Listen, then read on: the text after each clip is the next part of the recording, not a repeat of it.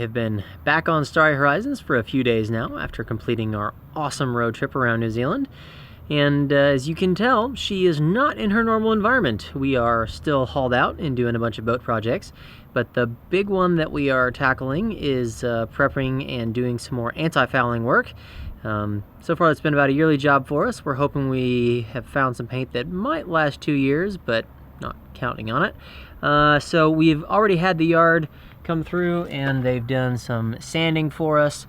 That's the icky part. Don't really enjoy doing that, so we had them do it. And now we are going to be putting down a coat of primer, sealing in the old anti-foul, and we will then apply some new anti-foul on top of that. During our haul out in the BVIs, we had the yard do the entire bottom paint process.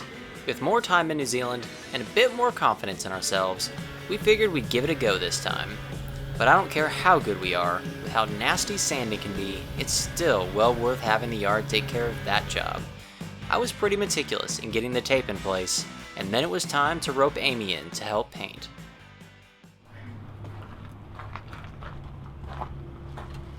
You want to film me putting this on? Sexy. All right, the prep work's done. What are we doing next? We are starting to paint. Painting the primer on. Primer. For the main hull. That's right. Main hull. First step of mini. Yes. Oh, and what's that sexy outfit you've got over there? Oh yeah. Ladies and gentlemen, I bring to you the latest in boat fashions for 2017. A white paint smock. I kind of wonder if I'm supposed to take my shoes off. Nah, sorry. We ask the tough questions in life here. With the two of us working on our own hulls, the actual painting went pretty quick. The hardest part was finding enough of a break in the rain to get the paint on and allow it to dry before the rain started up again. The first layer was an Interlux Primacon primer, which both sealed in the old anti-foul and gave us a good surface to lay down the actual bottom paint.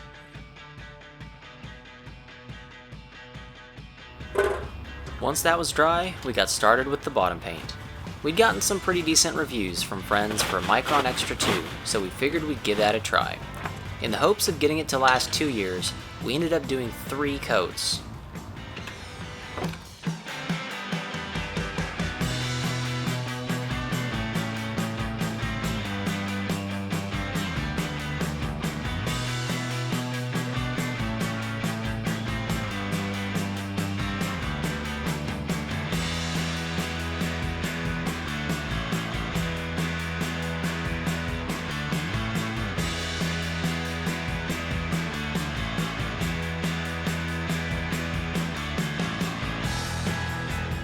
When Starry Horizons was getting a power washing after the haul out, large flakes of old primer and anti-foul were blasted off our mini keels.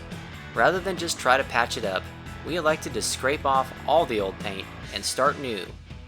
We put on 5 coats of an epoxy primer and then 3 coats of the Micron Extra 2. It was a bit of a pain, but hopefully that will cure the problem.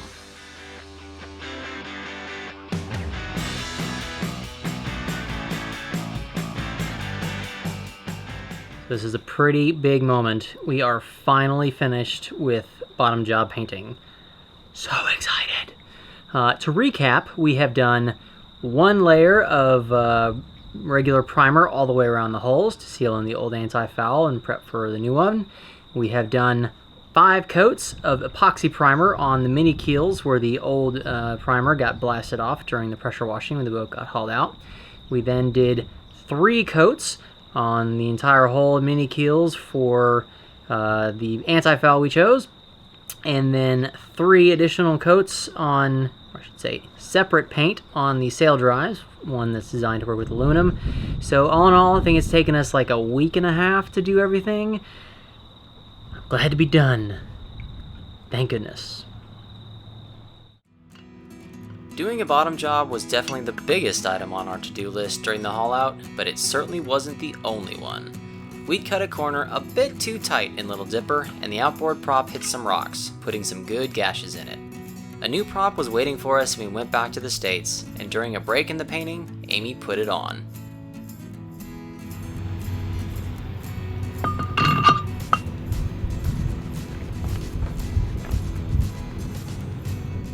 Amy also tackled cleaning our lifelines.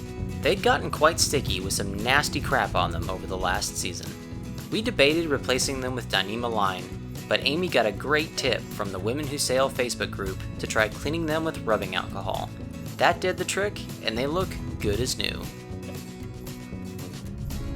Other projects included getting a few rips on our sail bag repaired, diagnosing and replacing a faulty thermostat in our cockpit fridge, and Amy's big pet project, revamping our whole fishing setup in an attempt to overcome our terrible fishing skills. What are you working on out here?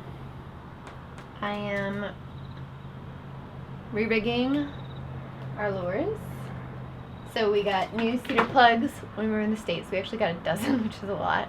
And then I'm going through stuff that's rusted and broken, and then going through just the fishing stuff in general, and cleaning house, and putting new leaders and hooks in. Because we are going to catch more fish this year. You heard it here first. Maybe we should start a running count how many fish we actually catch. Not gonna be that many. Ye have little faith. Now don't worry, I didn't make Amy do all the extra projects. I had a few of my own, including redoing all the cabling for our Iridium Go in the hopes of finally getting a stable connection, spending almost all day up the mast removing our old tricolor light and installing a new one that won't cause RF interference with our AIS. I also added some fishing rod holders in one bow locker and line holders in the other, and fixed a chain counter sensor in our windlass, which hadn't been working for about 6 months. I even replaced the old stainless roll bar with a new synthetic one in the hopes of less wear and tear on our chain. All in all, it was a very busy 3 weeks, and we were super proud of ourselves for how much work we were able to do. But it's still always an exciting day when you see your boat getting lowered back into the water and she can get back to her natural habitat. We're back in the water. Yes, we are. It feels very weird to be on a moving boat again. Look out the back and the horizon is moving on the waves again. Kind of lost our beautiful view, but then we come back to a lovely day of rain and thunder and lightning. Awesome. Yeah, we still have a few projects to do, but we're not doing anything outside today. No, we're back to the important tasks like editing YouTube videos. Haven't been working on those quite as much as we should have. So back to the important things in life. There you go. Yeah. All right, I'm going to show you the rain, the nastiness outside.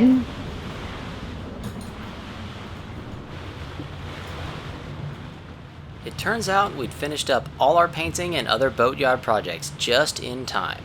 The rain refused to let up. It's been raining for 5 days.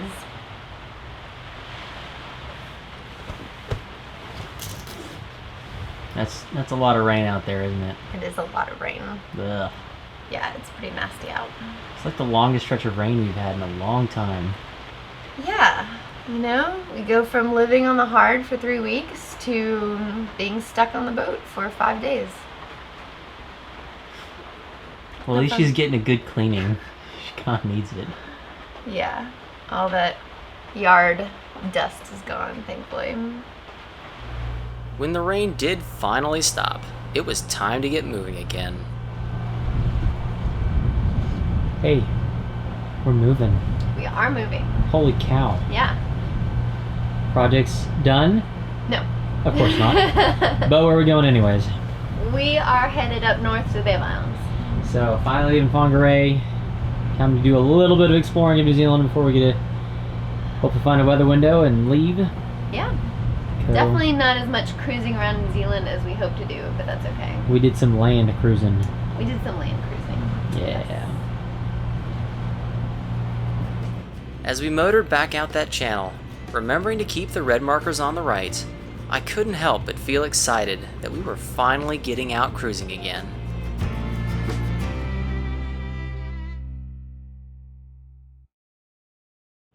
Hope you enjoyed that little insight into boatyard life. It's a little tricky trying to film while we are actually doing work, so sorry we didn't capture quite as much as normal.